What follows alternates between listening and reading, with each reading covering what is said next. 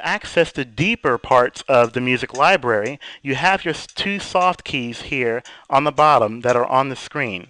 And what I'm going to do is hit the soft key for library. And this basically takes you into the inner guts of the entire music library.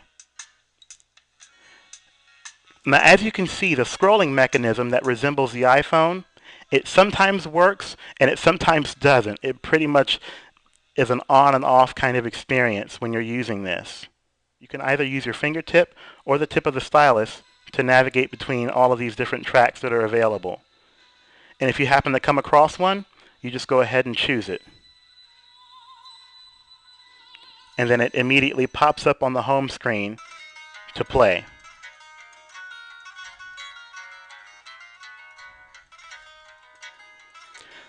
Alright, that's enough of the music for right now.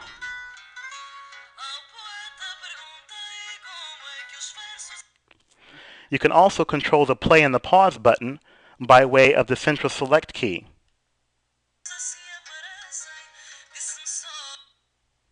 We're going to go over to the next section, which is the weather. This is a very neat application and is one of the gems that shows off the potential of the TouchFLO 3D interface. With simple swipes of your fingertip or your stylus tip, you can navigate through the different weather features around the world.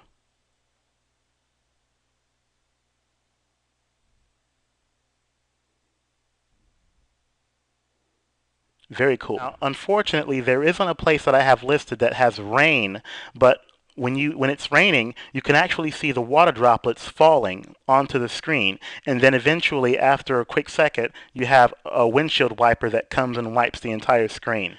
You have a menu soft key here at the bottom on the screen, as well as a 5-day weather forecast soft key. Once I tap on the 5-day soft key on the screen, it basically gives you a 5-day forecast of whatever location you happen to be on the screen. And we're going to go from weather over to the next section, which is settings.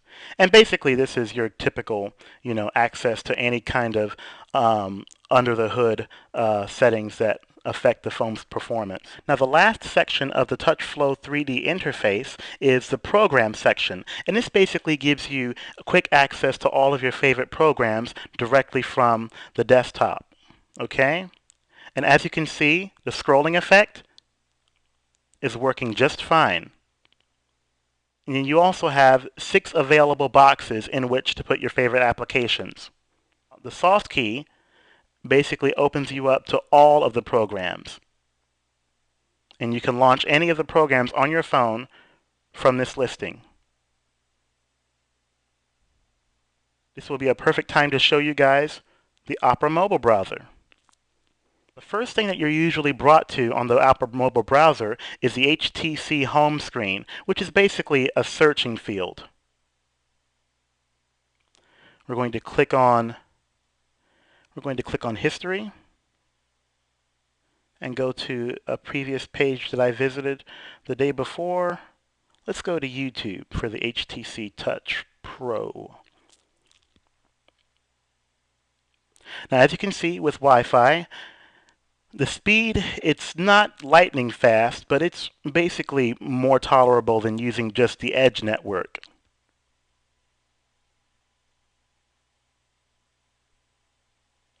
All right, I have the entire web page of this YouTube site available on the screen.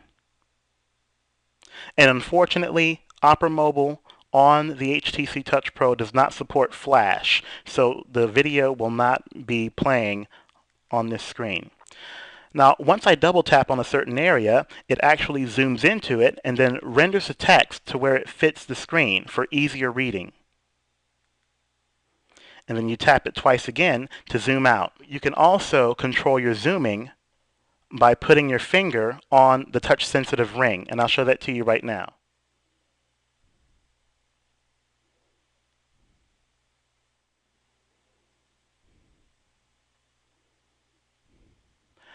When you're in the middle of a web page, you can also view it horizontally when you open up the slider.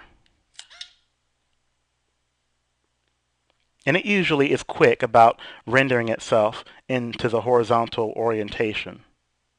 And you can also zoom in and out the same way that you can in the portrait mode.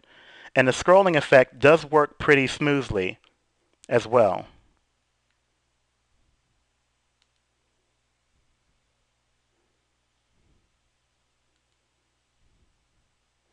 Alright, and as you can also see, I can control the scrolling method even in the horizontal mode by using the touch-sensitive ring around the select key.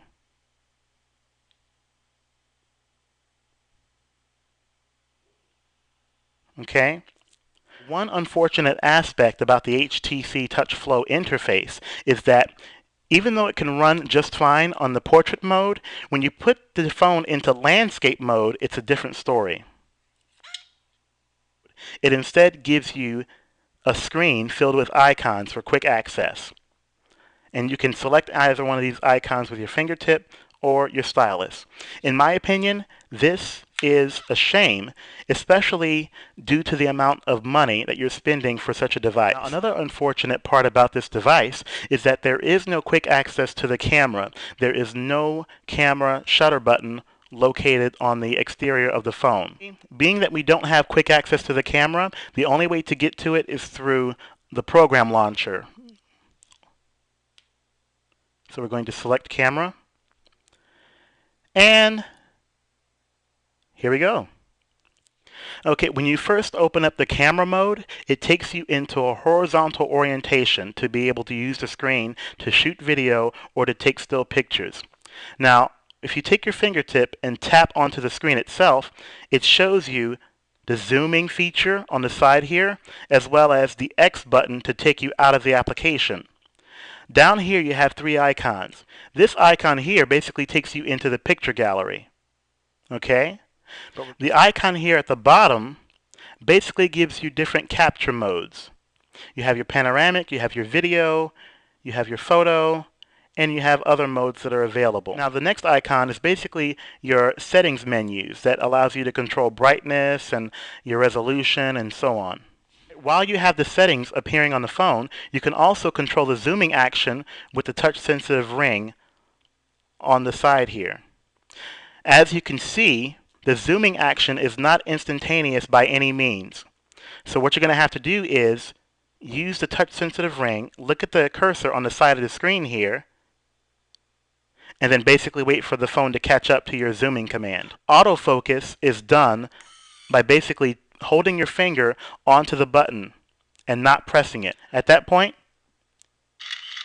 you press down the button all the way and you have your picture. It has a pretty neat trick that allows you to do something when you have an incoming call, and I'll show that to you right now.